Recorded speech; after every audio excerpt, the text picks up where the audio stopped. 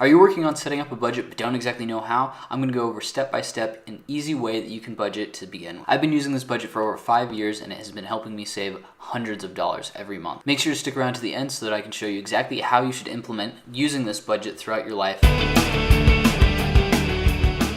Let's go over really quick the 3 reasons that you should actually be making a budget. 1, it helps reduce your monthly expenditures. And 2, it helps you get out of debt faster. And 3, it helps you allocate for savings in the future. This helps you align yourself with long-term saving goals, such as saving for a house, going on a vacation, or just saving for your future. Before you do anything, go back and check exactly what you've been doing for the past 2 months in spending-wise. Make sure that the numbers that you are putting down for this first budget are realistic. Budgeting $100 for food for an entire month for a family is not realistic. Go back and make sure these numbers are correct. All right, so let's address how often you should be writing a budget. Once a month is minimum before you actually get the money. You need to allocate exactly where it is going. Every dollar should have a place to go and you should know where that is. I personally write out a monthly budget and then a budget every single time that I get my paycheck so that I understand exactly where the money that I'm getting now is going to be going. I like to keep it very, very simple as I write these budgets. I make sure to hit everything, but to make it even simpler for the math, I tend to round up the expenses and round down the income to the nearest tenth. This creates a small amount of phantom money, but it just acts as a little bit of a cushion. So grab a piece of paper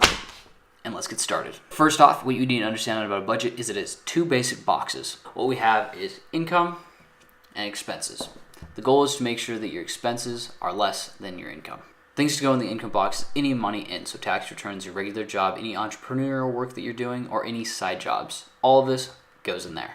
All right, now we're going to dive into the expenditures categories. This is broken down into 4 different boxes within the original box. So first off, let's examine box number 1. Box number 1 is bills. So this is everything from your rent, utilities, garbage disposal, water, food, and subscriptions. I prefer wrapping some of these up into a subcategory of themselves, like subscriptions, because I have multiple and I put them over on the side so they're all together. You can also do this with food and utilities. Box number 2 consists of all the money that you owe.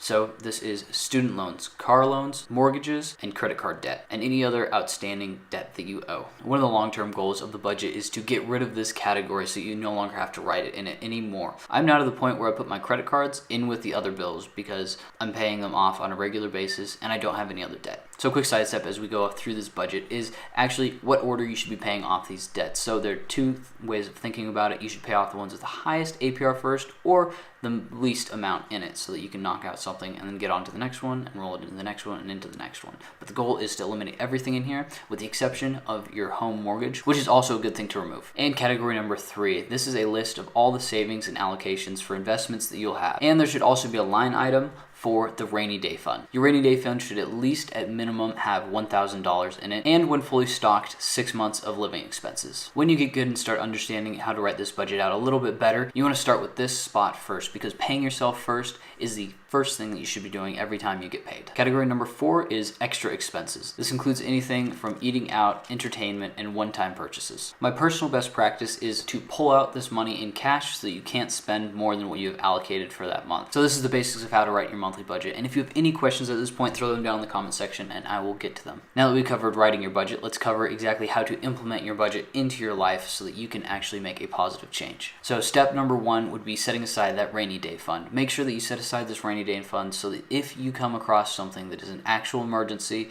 you don't have to go to your credit cards or go into further debt to make sure that it will happen, because things will happen. Tires will pop, cars will break down, things will happen in your house, people will get hurt. It happens. Try to raise this money as fast as possible. If you have to sell something or take a side job or do something, get this money as fast as possible so that you can keep yourself from going into further debt. The second step to take is get out of debt as soon as possible, with the only exception being your home mortgage. Optimized money savings should be set aside and put into paying off your debts. Paying off your debt is actually investing in you. Take, for example, if you're to pay off $2,000 on a credit card with 20% interest rate, you just beat the market rate as far as getting a return on your money. The third and final step is to start investing in your future. The sooner you're able to start doing this, the more able you are to take advantage of compound interest. This is an exciting part because you can actually put another box inside your budget, which is assets that you now have and are accumulating. While you're going down this path to paying off your debts and figuring out how to budget properly, make sure that you spend a little bit of time to figure out exactly what investments are right for you. So this has been an easy step-by-step way to write a budget and make sure that you have proper money management. If you like this video, don't forget to drop a like and subscribe. And as always, have a